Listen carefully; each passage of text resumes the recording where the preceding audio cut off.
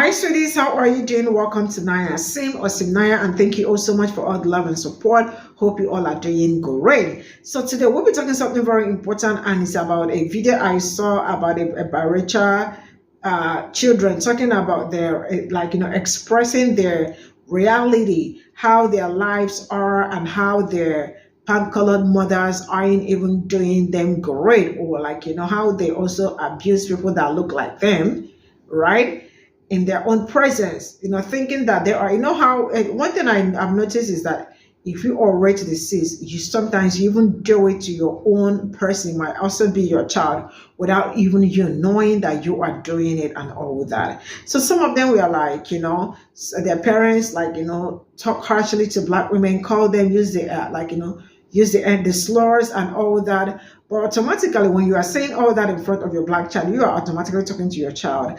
And a lot of people also it is not all palm-colored women, but majority of them, I mean, their kids are also talking about it and all that. But I am going to say this: why would you want to set up your child for drag and all that? Because you fetishize, black men and all. Some of them really do not even want something really tangible. They probably just want to be in that relationship for that period of time. That and then pull out eventually and start making life really a living hell for the child, the father, and the rest of it. Let's get into this video.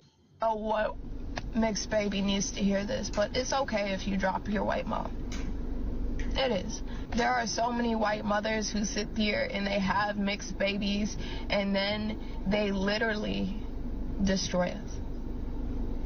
My mom, ever since I was little, has been calling black women disgusting and loud and dirty and arrogant and ghetto, and for some reason she fails to realize that I am the same woman that she is talking about. She fails to realize that there's no difference between us. The only difference is the slightly lighter complexion. That's it. Y'all sit here as white women and you have black and brown and Asian children, and then you literally talk about us like we can't hear you. You talk about how we're disgusting and how we leech off the government and how we're not even from America and how we don't even need to have protests for things because everyone's created equal in the first place, but then you date white supremacists and bring them into our own houses and you expect us to be comfortable. I don't get how y'all can pretend that your kids don't hear you and then be absolutely baffled when they finally do and they finally don't want to be around you. Hey black moms, I got you for a minute. Sit this one out. Hey yo, white moms, stop having biracial kids. You was funny as fuck to run your mouth all over this app talking about that. Knee slapper, can we talk about how my granddaddy disowned my mom after she had the first of us? Can we talk about how my own mother called me racist towards white people because of Breonna Taylor? At least the black mother would have known how to do my hair properly and given a shit. I am definitely not the prize to the skin fetish you had with my father. At least the black mother would not have invalidated any experiences I had in school with being bullied for my skin color or for looking the way I look. I feel like my black mama would have come up and beat a fourth grader's when they called me the N-word. Stop worrying about black moms. They are not failing with the biracial kids as much as you are, okay? So I grew up with a white mom who did not care. She'll let me run around looking musty, dirty, did not help me with my hair, did not do none of that, did not discipline me, nothing like that. She let my white side of the family put relaxers in my hair, straighten my hair whenever they wanted to make it look better. Told me that I could not go to the high school that I worked so hard to get into because the black girls there would be jealous of me and want to fight me all the time. She'll say things like, oh, it's so ghetto there now because of those people. Oh, those black people make that restaurant so ghetto. Da, da, da. Seriously? She also makes very passive-aggressive, racist stereotype comments about black people, and honestly it just it hurts my heart because it's how could you have raised 8 black children and then have a biracial child and you proceed to still have these notions on black people and you proceed to talk like this and act like this? It's crazy to me. And 9 times out of 10 it's always those white moms who are like, oh, I am not racist. It's not me. I'm not one of those white people. I have black children that are the racist ones. Us biracial kids with the white moms are the most problematic.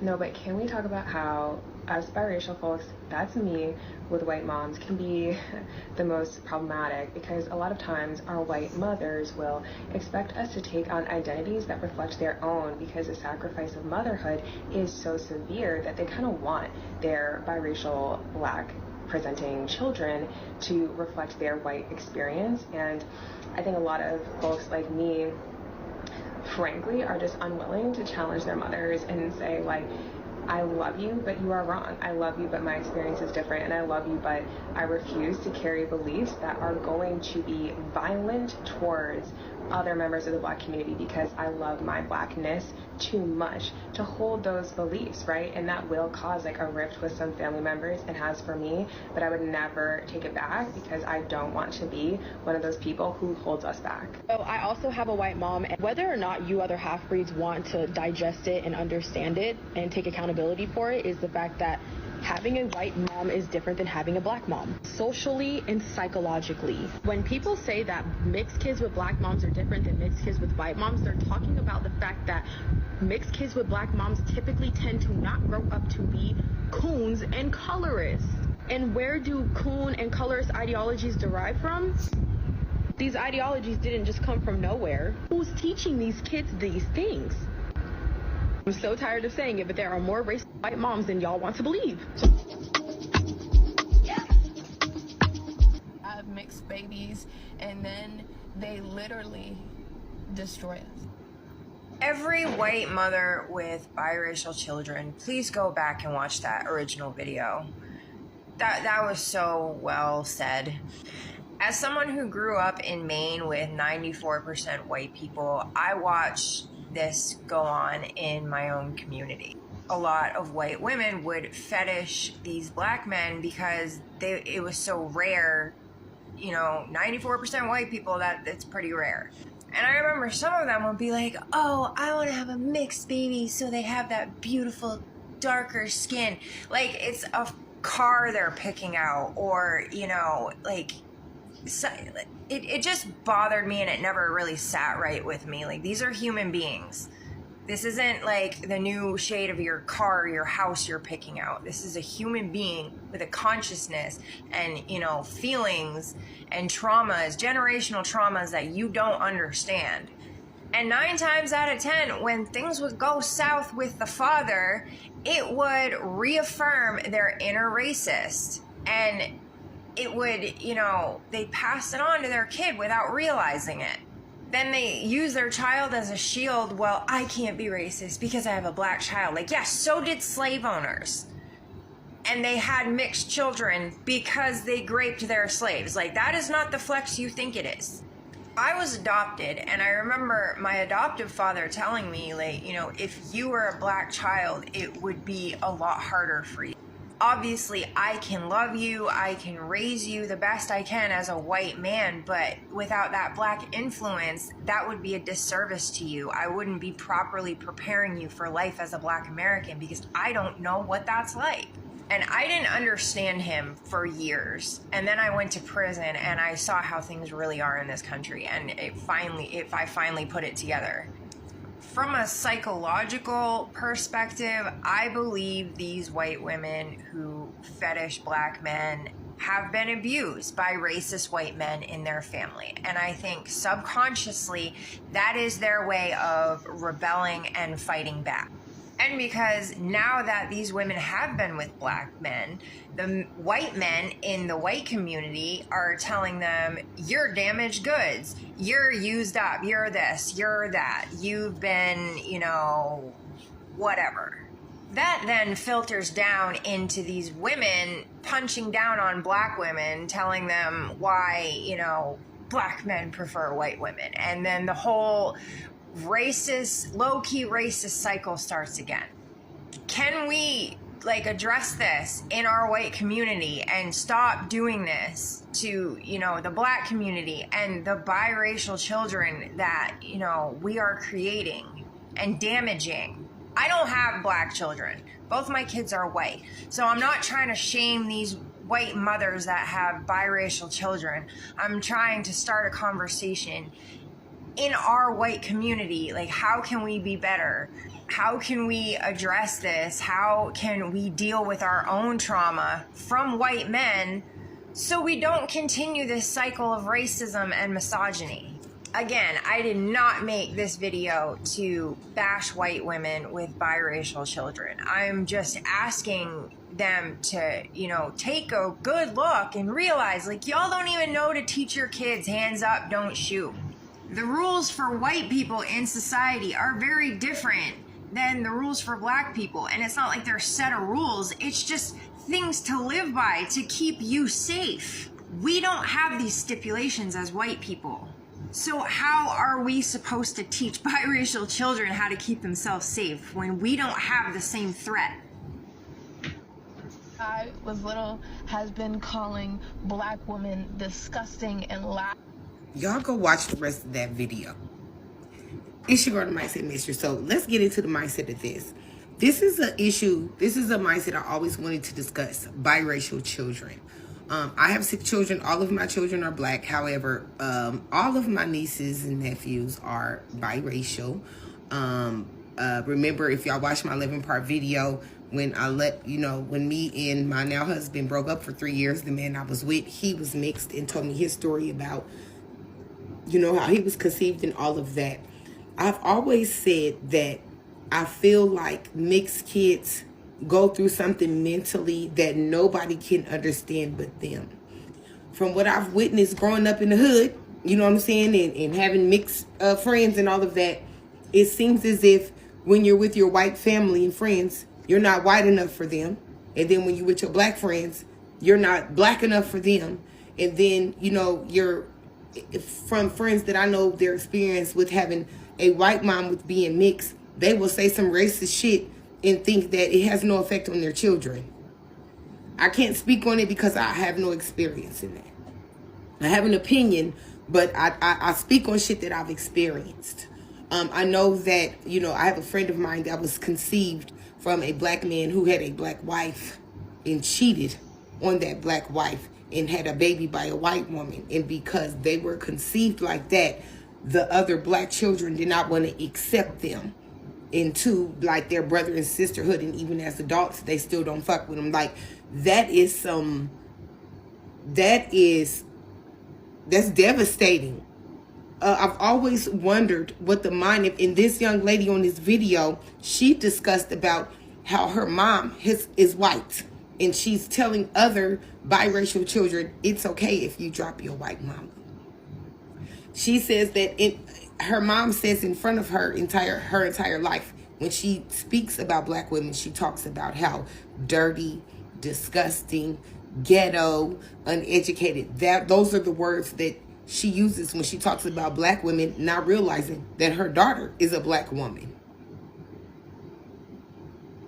That's crazy to me. It's crazy to me how, you know, I'm not speaking of all white women, so let's not make this about race, but white women who choose to sleep with a black man and have a baby with the black man, understand that those kids that you have with them, they are biracial. And in this world that we live in, we all know that mixed is considered black. Unless I'm wrong, y'all check me on that. Y'all check me on that, but from my understanding, if you're mixed, you're black. If you got any black in you, you're black. That's my understanding. That's like a universal, unspoken black language. Like, if you got some black in you, you black. And my heart breaks for people that are biracial. Even like if you're not just black and white, any type of two different races that are mixed. It makes me wonder, is it harder for you to find that purpose and that self-worth? Is it harder for you to find who you really are when you feel like you're being pulled between two? Like, I use black and white because I only have friends that are mixed with those races, you know, but I know that there's other different kind of mixed races out there. But, you know, I always have wanted to do a documentary or wanted to interview folks on my podcast that are of mixed race descent, because I think that this is something that needs to be talked about more. I really feel like not to just try to say that everything that happens in this world can cause mental health issues, but I do think this is one of them. I do. And I'm not mixed. Well, I have Choctaw Native, but you know, every black person in America say they got Indian in their family. I don't, but there's my proof. I'm just saying, y'all. Don't make, I'm just saying. But anyways, back to the subject at hand. I would love to, if anybody who out there who's mixed race, please make give me some insight in the comments, because if you notice, I haven't really given my opinion too much about this, because I like to speak about shit that I've lived and experienced, and I am a black woman. I don't know what it feels like to be mixed. I don't know what it feels like to move in this world as a mixed person. Girl, you better quit barking at people out that window. You hear me, Naomi? She is so mean. Anyways. So this is all I got from this, and I am so glad that people that are experiencing it are talking about it, because I keep asking, how do you set up your kids for drag, or how do you drag your kids first before others do? Because it's really horrifying how, especially like I have heard these stories, like, and I've seen so many biracial kids come out to say, like, you know, so many things about their white part, right? Like, you know, how problematic they could be when some certain things happen and all that. And some of them, how some of their mothers, most especially, are ready to the seas, but hiding it under the umbrella of maybe I married a black man, or I have black kids, I cannot be racist and all that. And then they are extremely racist. And right in front of their kids, they kind of say some horrible or nasty things about people that look like me. I'm not knowing that when you are saying that about the other people, you are automatically talking to your child, because your child is equally black, you know? I know your child is mixed, but mostly because most times when you bring them out, they don't look they just look like us, you know?